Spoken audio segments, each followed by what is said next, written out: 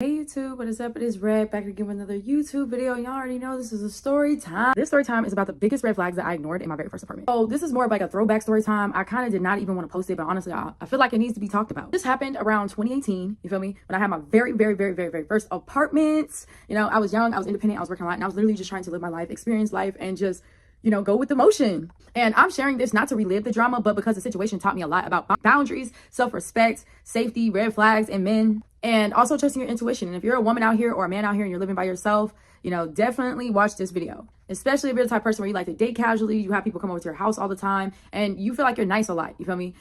Watch this video.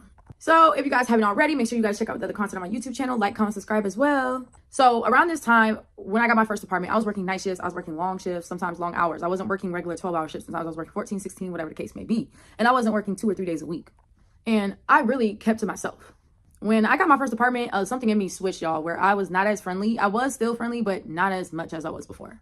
I wasn't super social. I wasn't the type to talk to everybody, and I value my space and also my peace.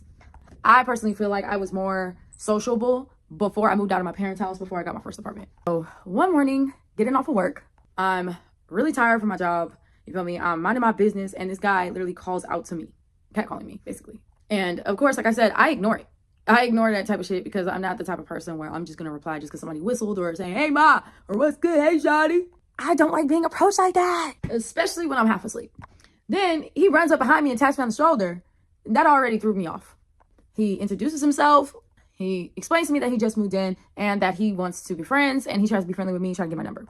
I was very hesitant, but I gave him my number anyways because if you guys watch a lot of documentaries and stuff like that, people will literally murder you because you don't give them your number.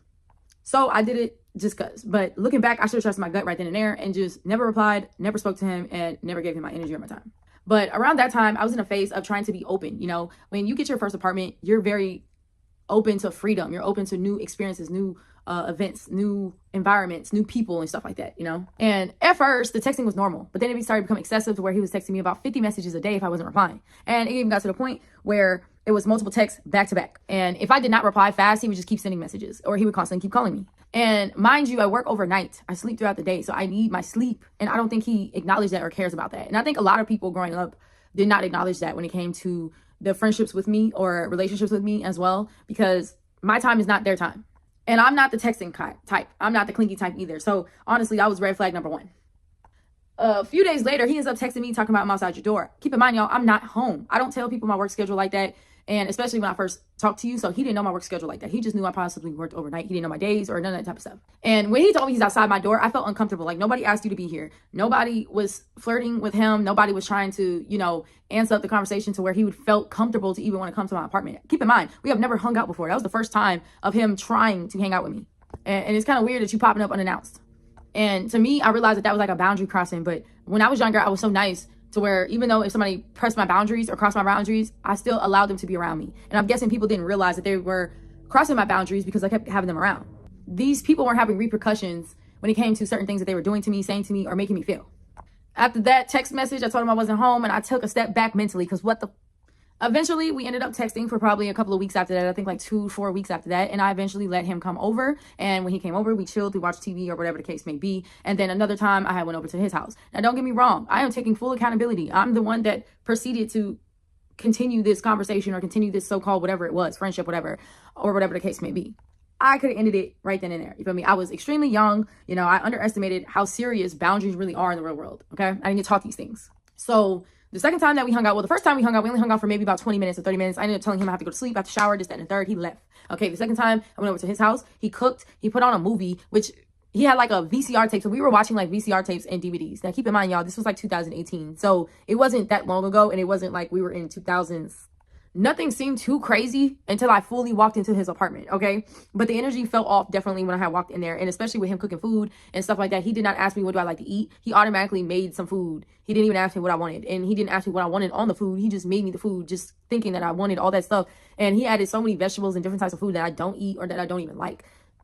When I was over there, he was overly comfortable, overly touchy, overly feely, and overly familiar. Like, he's done this before. Like, this is normal. Like, this is okay. And I brushed it off because I'm like, okay, like, I'm the type of person, I will back away from somebody. I will move over. I will shift. And some men, they still don't understand that. Or maybe it's giving creep behaviors. As soon as I walked deeper into his apartment, my stomach dropped. And that's when I started noticing he had literally no walls. All the walls, like imagine you seeing through this. They were destroyed. Doors was off the hinges. Walls were punched. Doors were punched, like a door to a room or a closet. Like how? And you could literally see through the rooms. And it looked like rage lived there. And it scared me because I was like, what the? I definitely did not say nothing to him. I didn't ask him any questions or nothing like that. But in my head, I'm like, what the fuck did I just walk into? And that was the biggest red flag I ever seen in my whole entire life. You feel me? Dealing with somebody that has intense emotions and intense anger issues. And while I'm there, more things start coming. More things start popping up. I'm starting to notice so many different things. He was talking about his ex nonstop. Did not care, did not ask. Like, I just was like, you know, and then he brought up the fact that he lost his job, obviously, because of his ex. He said he was crying every day at work, and they ended up firing him because of his ex, and he didn't want to work there like that anyways, because he said that the job that he worked at, his ex worked at too. And that is wild. I would have quit immediately.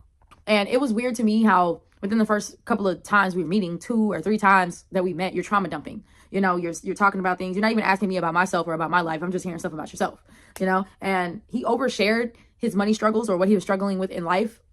And when he was talking, you could tell he was lacking accountability. He was talking from like more of a victim mindset, or like somebody did something to him or whatever the case may be. But people don't understand. It takes 2 for certain things to happen in life. Not all the time, because sometimes people will do stuff for the most dumbest reasons. Some people do stuff without even thinking, okay? And he was casually mentioning like certain other things that I never did, I never heard about, I didn't care about, you know, stuff that I wasn't even supposed to get in the middle of that. I wasn't even supposed to probably know, you feel me? And I realized that this person does not operate with a moral compass, you feel me? And that's when I knew that I needed to distance myself from this person. And sorry, y'all, my alarm just went off. And after that, I ended up distancing myself from him. We weren't talking often. Like, we would text occasionally, like maybe once every couple of days or something like that. And then a week passed by, and he was like, hey, could you help me get on with your job, this, that, and the third? And against my better judgment, I helped him get a job where I worked at. And I vouched for him. I had my manager hire him. Literally, he got hired on the spot because of my word.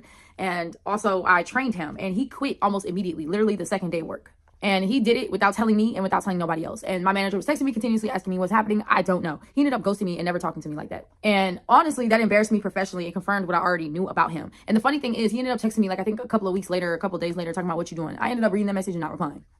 And this person has no stability. They probably will not have a good stability in life in general with how their mindset is. They have no discipline, and they don't have respect for other people's time and their energy. And right there, that was my final straw. When I was training him as well, we got into a heated ass argument. Not a disagreement, but disrespectful towards me. At that point, that was when I realized, like, someone who doesn't respect your identity, your boundaries, or even your voice has no place for you or for them in your life. You feel me? That person does not deserve to be in my life. I don't know if I said it right, y'all. I just woke up. But I cut him off immediately. Me and him were having discussions. He ended up talking about some things because he asked me my race. I am not just black, I'm mixed. And I told him all my races. He ended up telling me those are not my races. And he was telling me I am just fully black. And he said, because one parent of mine is black and that the other parent is not black, that does not mean I'm mixed. And me and him had a full discussion about race and how I grew up with the other side of my family, because I'm multiracial. So I didn't grow up just on the black side of my family. And I was trying to express that to him. And he was trying to tell me how I talk is forceful. What I do is forceful. I'm trying to act like somebody I'm not, when in reality, this is just who I am. Especially when you grow up around different races while you're, you know, developing in life. So I literally cut him off after that. I don't want to talk to somebody and have somebody tell me who I am or what I'm not or whatever the case may be. I don't know if it was jealousy or if it was something else, but I just didn't have the time for it at all. So I did not argue with him anymore. And no going back to him, nothing. Weeks later, after that situation, I started to see the police inside of my apartment. I started seeing the DEA. I started seeing all different types of cop cars and all different types of things around that apartment. And all I could say was, I'm glad I listened to my intuition, because I feel like something had his name written all over it. Situations like that don't get better, they get worse. So the experience with dealing with that type of person, it really taught me that red flags do not need proof. You know, you can see it through people's actions. And being too nice and being too friendly can put you in danger. Okay, that can have you bringing around the wrong people, whether it's texting, whether it's, you know, you bringing them in your house or your apartment. No. Overly sharing with people, it invites the wrong people around you. And I started to realize that. And not everybody deserves access to you. You don't need to reply to everybody. You don't need to give everybody your number. You don't need to be cool with everybody. And that's okay. And just because you cut people off or you end up leaving early, that is not a weakness. That is wisdom. And I'm sharing this story with a lot of you guys today because somebody probably needs to hear it. You know, somebody watching probably needs to hear it. They probably need to understand it. You know, if something feels off, it probably is. Listen to your intuition. Listen to your gut, you know. And you don't owe nobody comfort at the expense of your safety.